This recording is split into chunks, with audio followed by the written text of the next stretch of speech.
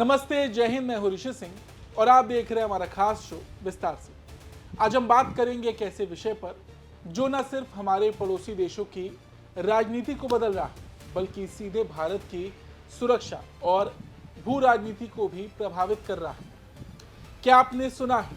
चीन Pakistan economic corridor यानी CPEC अब अफगानिस्तान तक बढ़ने जा रहा है। जी हाँ, ये वही सीपीईसी है जो चीन का ड्रीम प्रोजेक्ट माना जाता है और भारत के लिए हमेशा से एक बड़ी चिंता का विषय रहा है। और क्योंकि अफगानिस्तान में चीन, पाकिस्तान और तालिबान के विदेश मंत्रियों की बैठक हुई, तो सवाल ये उठता है कि क्या सीपीईसी के अफगानिस्तान तक बढ़ने का मतलब क्या है?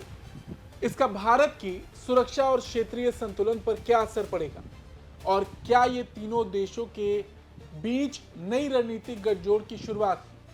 ये सारी बातें आज विस्तार से इस वीडियो में। काबुल में चीन के विदेश मंत्री वांग यी, पाकिस्तान के उप प्रधानमंत्री और विदेश मंत्री इशाक डार और अफगानिस्तान के कार्यवाहक विदेश मंत्री आमिर खान मुत्ताकी की बैठक हुई।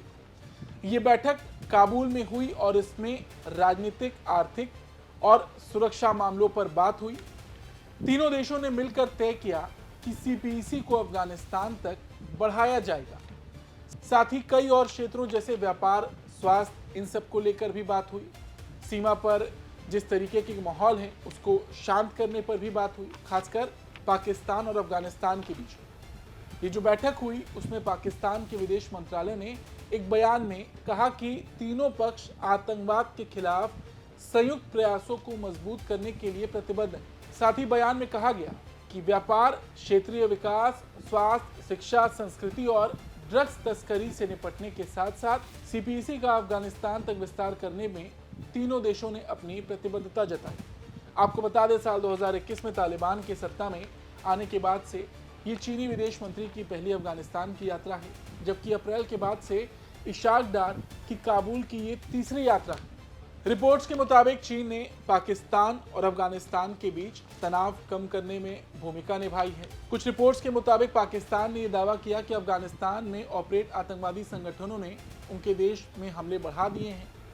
हैरानी की बात यह है कि पूरी दुनिया में आतंकवाद एक्सपोर्ट करने वाला पाकिस्तान खुद को इससे पीड़ित बता रहा है और अपने देश में हुई वारदातों के लिए अफगानिस्तान को जिम्मेदार ठहरा रहा है। इसके पहले मई में बीजिंग में हुई 5वीं त्रिपक्षीय बैठक में तीनों देशों के विदेश मंत्रियों ने त्रिपक्षीय सहयोग को बढ़ावा देने के लिए काबुल तक सीपीईसी का विस्तार करने पर भी सहमति जताई थी।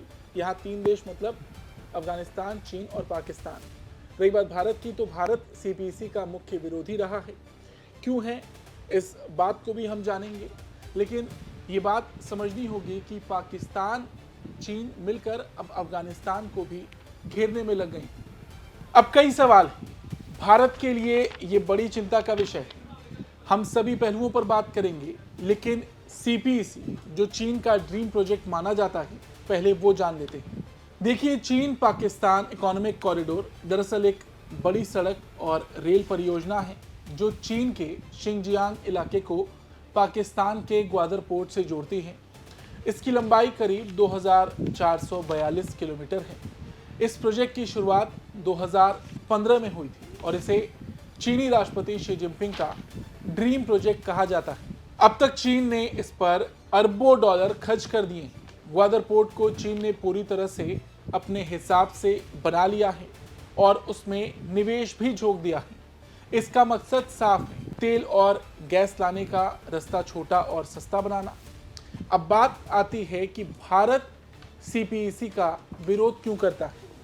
देखिए, इसका सीधा सा जवाब है, ये प्रोजेक्ट पाकिस्तान के कब्जे वाले कश्मीर पीओके से होकर गुजरता है।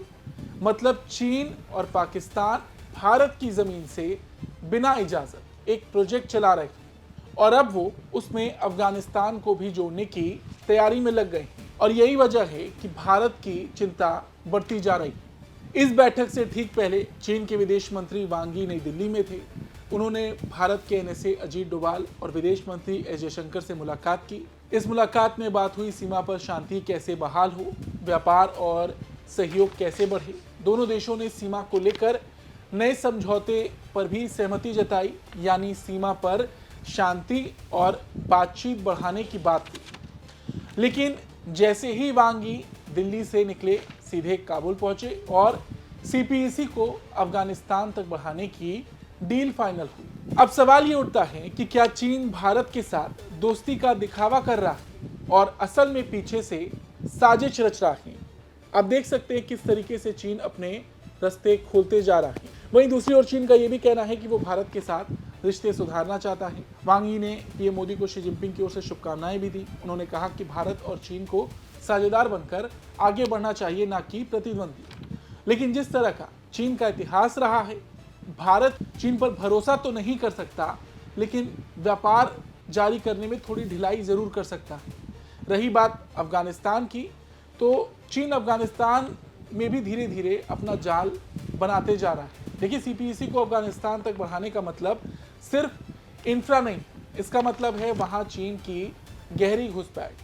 तालिबान को पैसे की सख्त जरूरत है और चीन उसे कर्ज देने में जरा भी वक्त नहीं लगाएगा। बदले में वो क्या मांगेगा?